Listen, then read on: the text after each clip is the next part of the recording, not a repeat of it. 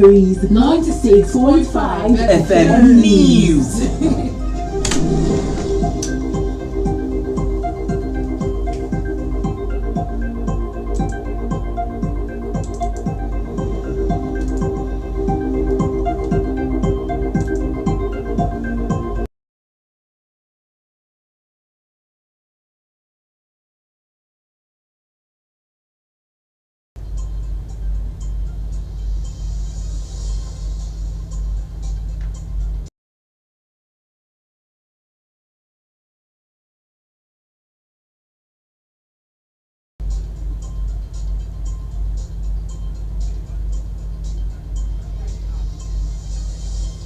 Good afternoon and welcome to Global News on Memories 96.5 FM, Uyo.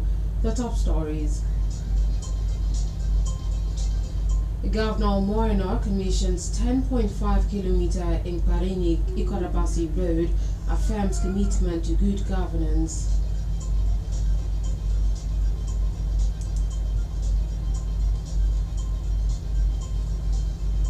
Federal government disburses 45 billion naira to 8,000 primary healthcare centers. House of Representatives moves to compel President to give account of stewardship before laying budget. On the foreign scene, South Africa closes main border with Mozambique as post-election protest escalates. In sport, Lukman and Zaniolo fire Atalanta to 2-0 win over Stuttgart. We have details of this and other stories coming up in a moment.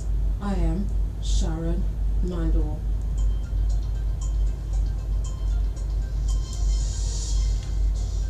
And now the news in detail. We're starting back home. The state's governor, Pastor Moino, has urged the people of Akwa Ibom State to have faith in his administration, affirming his commitment to continuity in good governance for the development of the state. Governor Eno, who gave the assurance at the inauguration of the 10.5 kilometer Nkbareni Ikorubo Nkodinto Nkikara Road in Nkbareni Ikorabasi local government area, thanked the people of Nkbareni for the honor and warm reception accorded him, assuring them of more developmental interventions, particularly in the rural areas, to justify the rural development focal points of his administration's RISE agenda. Our government house correspondent, Mfoniso Harrison, reports that the governor stated that the 10.5 kilometer road project was initiated by his predecessor, Governor Udom Emmanuel, and expressed gratitude to the people of the area for the support given to him to complete the road project.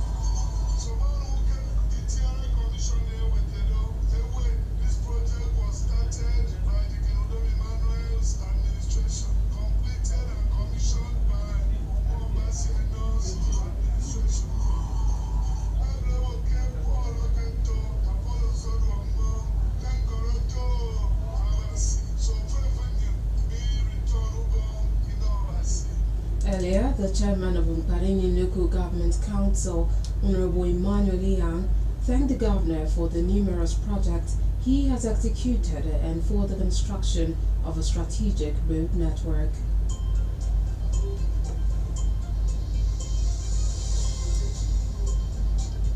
At the national level, the federal government has disbursed about 45 billion naira through the Basic Healthcare Provisions Fund (BHCPF) to over 8,000 primary healthcare centers to enable the facilities to serve the population effectively. Also, more than 40,000 health workers have so far been retrained as part of the government's commitment to tackling the manpower shortage in the health sector and filling the vacuum created by the migration abroad of Nigeria's skilled health workforce for greener pastures. Coordinating Minister of Health and Social Welfare, Professor Ali Pate, who announced this at the Nigeria Health Sector-wide Joint Annual Review yesterday in Abuja, stated that the BHCPF 2.0 reform used equity considerations in distributing financial and human resources to over 8,000 primary healthcare centers through direct facilities. Party further stated that the government, in collaboration with partners, had mobilized more than 3 billion naira in terms of complementary funding, including 2.1 billion naira that has been confirmed, which would complement the federal government's efforts.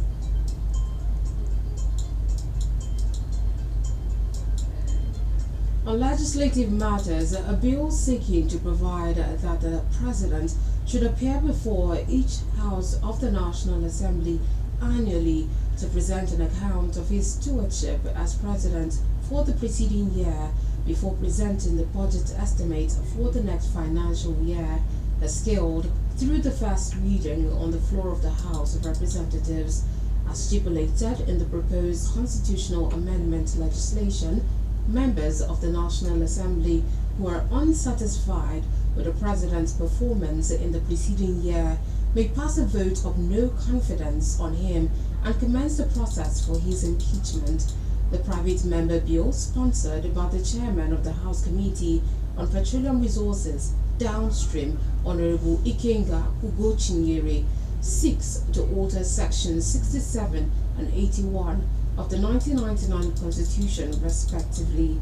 The bill seeks to alter the provisions of the 1999 Constitution as amended to provide that the President shall appear before each House of the National Assembly annually to give an account of his stewardship as President of the Federal Republic of Nigeria for the preceding year before presenting the budget estimates for the next financial year.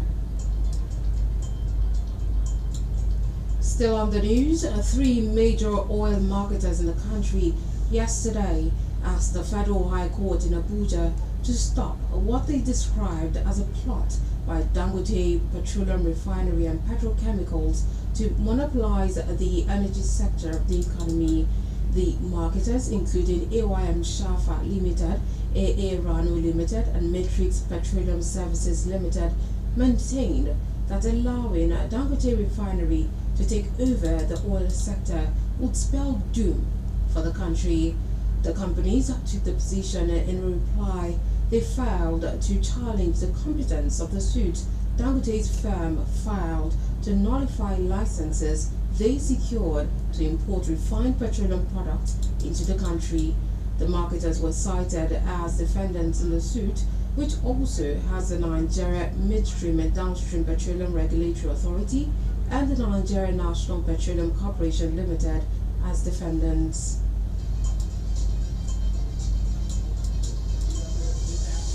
Away from that, electricity distribution companies, DISCOs, have announced a rise in the price of various electricity meter models, making it the second price hike in 4 months.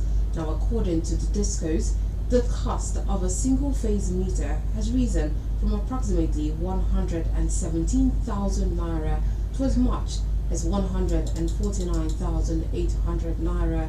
The amount indicates an increase of 28.0% or 32,800 naira, depending on the distribution company and meter vendor.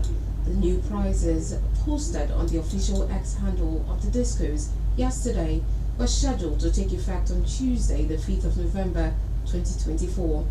It also reflected the deregulation of meter asset providers as directed by the Nigerian Electricity Regulatory Commission, NEC. The upward revision follows an earlier increase in August 2024, further amplifying concerns among electricity consumers about affordability and accessibility.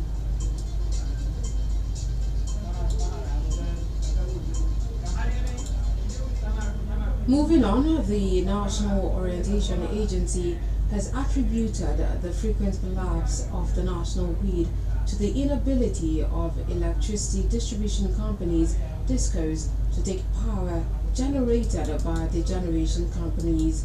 But the Minister of Power, Adebayo Adelabu, has expressed optimism that the frequent grid collapses could be curbed with the implementation of far-reaching reforms of the transmission subsector. The national grid had collapsed on Tuesday, the ninth time this year, and thrown every consumer into darkness. In a circular entitled "Why National Grid Collapsed?", NOA explained yesterday that the country could generate about 13,000 megawatts of electricity and transmit about 8,000 megawatts, but given DISCO's limited infrastructure, it would result in system failure. The agency said that last month, the DISCOs rejected about 1,400 megawatts of the 5,313 megawatts electricity from the generating companies, GenCos. You're listening to Global News on Memories 96.5 FM. We bring you more reports after the break. Do stay with us.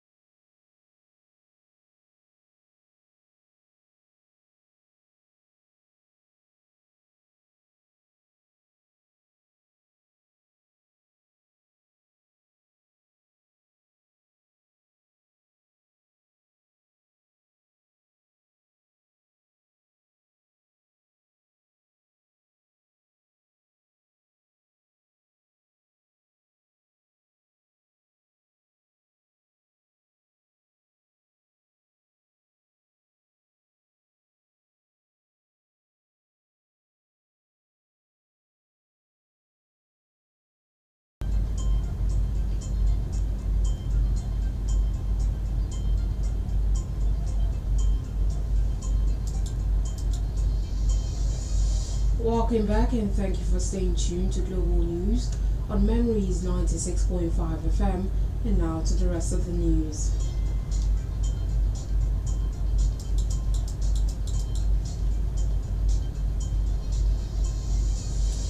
On the foreign scene, South Africa has temporarily closed its main border crossing with Mozambique over safety concerns as protest against last month's disputed election in Mozambique continues to escalate.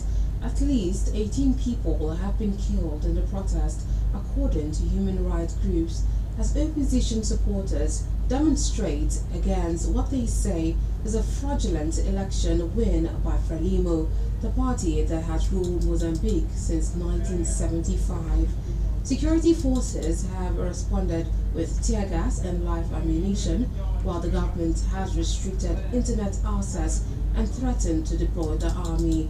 Authorities say South Africa has closed the Lebombo port of entry in its Mpumalanga province after receiving reports of vehicles being touched on the Mozambican side.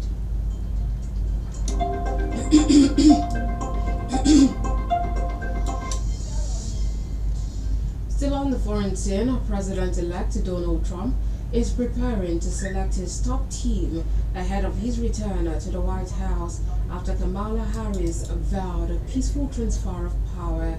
In her first speech since losing the election, Harris told supporters she knows many people feel like the nation is entering a dark time, but for the benefit of everyone, she hopes that is not the case. In a decisive victory, Trump won 5 of the 7 battleground states and is ahead in the final 2, yet to declare Nevada and Arizona. Meanwhile, Republicans have retaken control of the U.S. Senate, and they also lead the contest to control the House of Representatives, or it could take days for a final result.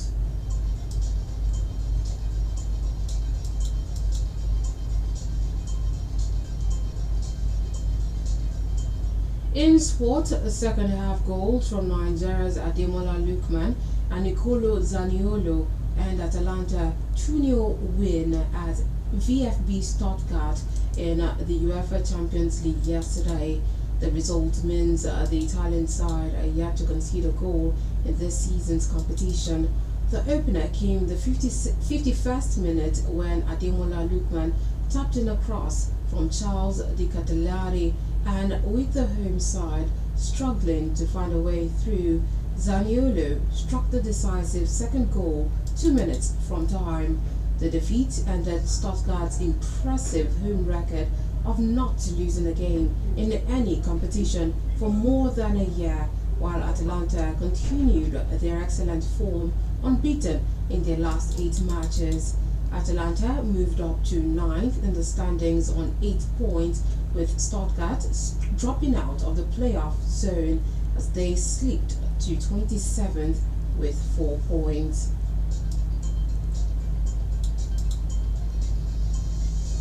And that's global news on Memories 96.5 FM. But before we go, let's take a recap of the top stories.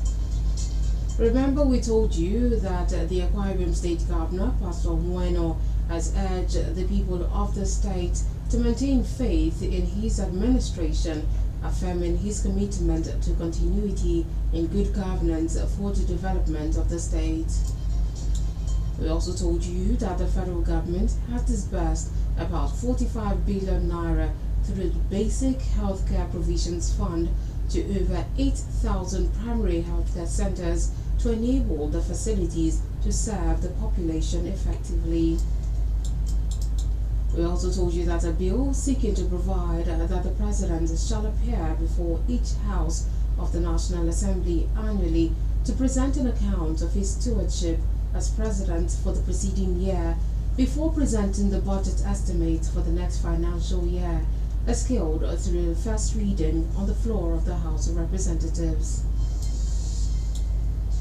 On the foreign scene, South Africa has temporarily closed its main border crossing with Mozambique over safety concerns as protest against last month's disputed election in Mozambique continues to escalate.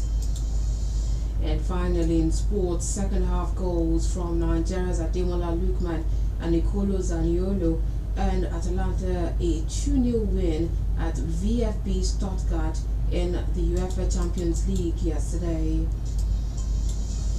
The news this afternoon was edited by Nyakno Albert and assisted by the production team. For views regarding our news or coverage of your newsworthy event, you can reach us on email via newsroom@memoriesmediang.com or call our newsroom hotline on 0909 000 0581. You can also follow us on Facebook and Instagram at Memories965 FM.